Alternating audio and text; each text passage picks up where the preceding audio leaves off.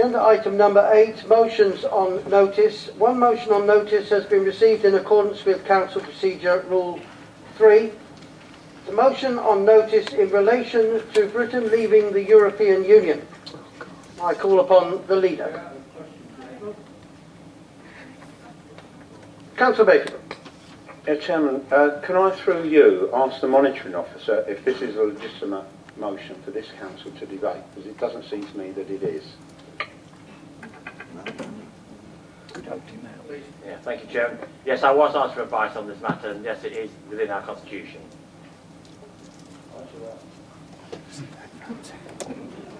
Councillor Campbell.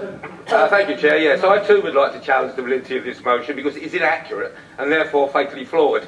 The motion states, the premise of the motion states that Britain is a member of the European Union. It is not. The residents of Thanet and the European Union are part of the United Kingdom, not the European Union. Britain is not a member of the European Union. Indeed, I assume that is why the leader's party is actually called UKIP, United Kingdom Independent Party, rather than BIP, rather than Britain Independent Party. On a more serious point, Britain isn't shorthand for the United Kingdom. It's a defined geographical area. It includes England, Scotland and the Principality of Wales. It excludes the other parts. So Britain itself is not a member of the United Kingdom, the European Union. The United Kingdom is. Therefore, I believe the motion is fatally flawed. Yeah. I'll ask the monitoring officer to respond, please. On that point, that's not a ground for rejection of the notice of motion. That's not a ground within the Constitution where rejecting the notice of motion. Thank you. I did say I would come back to you, Councillor Bayford. Did you? Well, yeah, I mean, I'd like the monitoring officer to explain, how the Constitution does allow for it. I mean, I think the feeling here is quite clear that, we all think it's a bit inappropriate. It's now, we've agreed it's totally inaccurate. The monitoring officer says, that's all right, we can debate anything. So that makes a laughing stock of this chamber. If we sit and debate something that is factually incorrect and impossible, that just makes us all look stupid. I don't really pass it that, I'm afraid. Thank you, Jim. Yeah, thank you, Jim. Yes, the answer is it comes within point 1, which is about it's a matter which affects the district. So it relates the motion particularly says it affects the district, and also given that it refers to 2 particular directives, they're also a matter for which the council has a responsibility. So it applies in both ways. Chair, can I just challenge that, Chair? I mean, the reality is, if you read the motion, the actual end of the motion, it says, this council agrees that Britain will be better off outside the European Union. Britain isn't in the European Union. That's the point. It is the United Kingdom that is a member of the European Union, not Britain. So this council, if it debates it and votes, we're voting on something that doesn't exist. That's the point. Thank you very much, Councillor Campbell. That may form part of the debate if we have one. I'm going to turn to the leader, please. Well, thank you, Mr. Chairman. I can't say that's a really interesting point because the wording is actually one that several other councils have already passed. So we'll come back to that. Fellow councillors, it's rare that we have the opportunity to discuss items in this chamber that are of national, perhaps international importance. I suspect some would say, and maybe have just said, that we should not be doing so.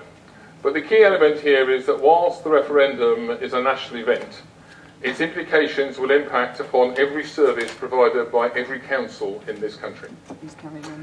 At its simplest, locally, we should recall that it's EU legislation that mainly prevents us from being able to end the export of live animals through our port, something the majority of residents would wish to see ended.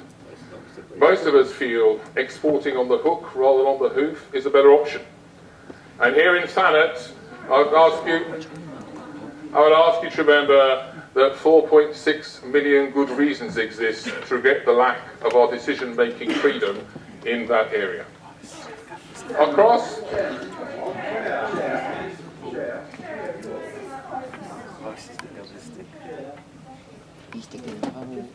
Just give me 1 second. As you saw, I was taking advice whilst I was listening to the leader.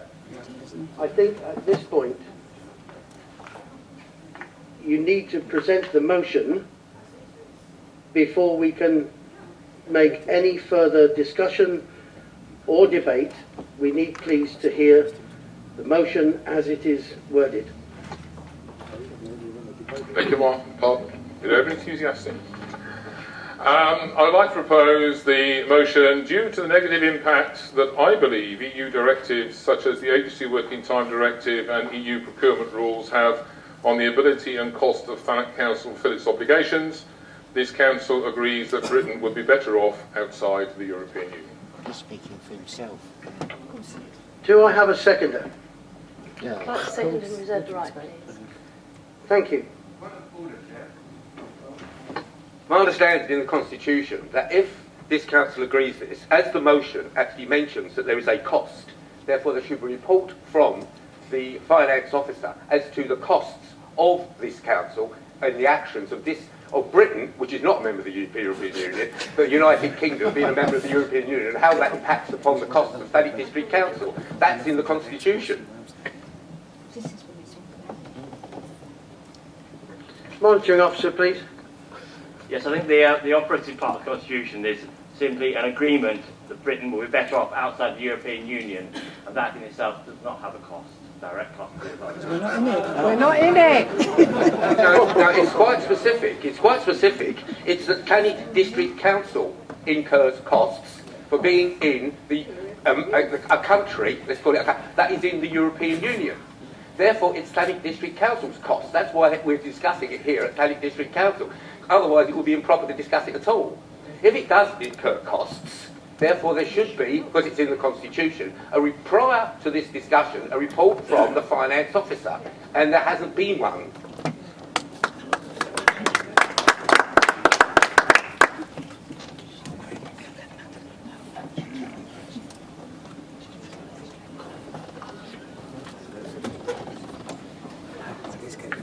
The motion as we have it says, due to the negative impact, I believe the EU directives such as. It is a personal belief by the person making the motion.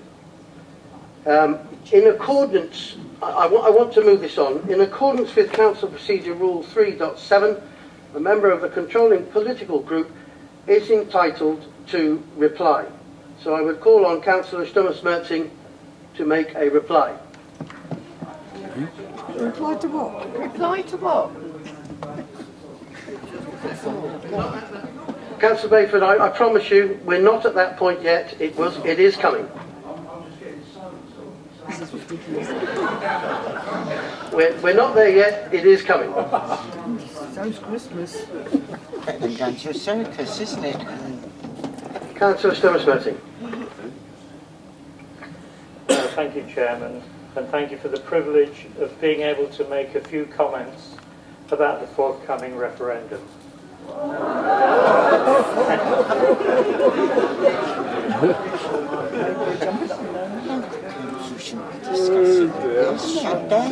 Just a reminder, you do need to stick to the motion. You need to stick to the motion. Is that correct? And reply to the motion, please. Right.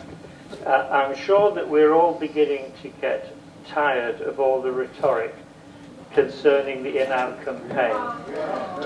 It feels like we're in an episode of Dad's Army, with the daily cry of, if we leave, we're doomed. And Lance Corporal Jones in the hallowed halls of Westminster calling out, don't panic, don't panic. This is hardly helpful to understanding the true facts.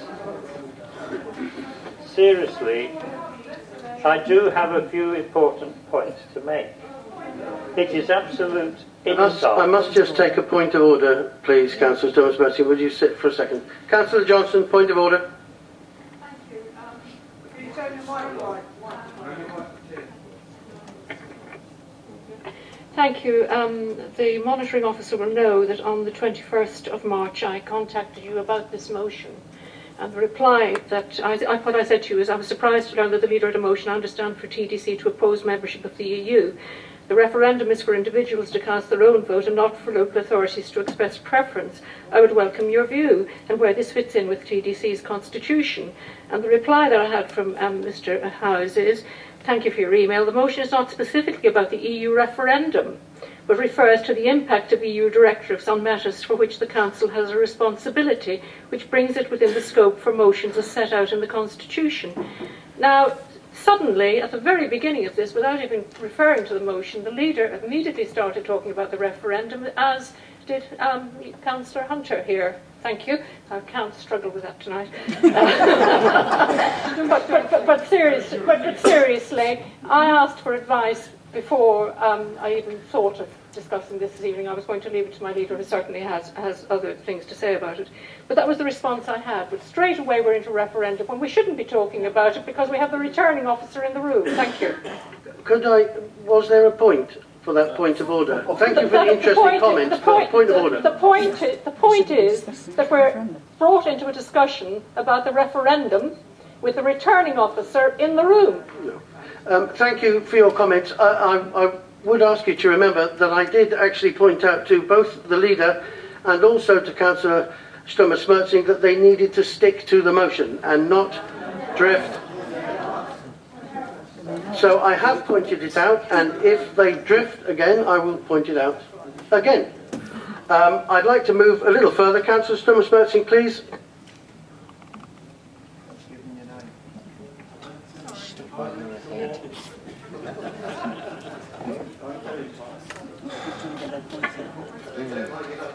Thank you, Chairman. On a local note, you can see what happens when EU law overrides our national laws. This has cost this council millions of pounds in its mistaken attempts to close the port. Thank you. Thank you, Councillor Sturmer-Smertsing.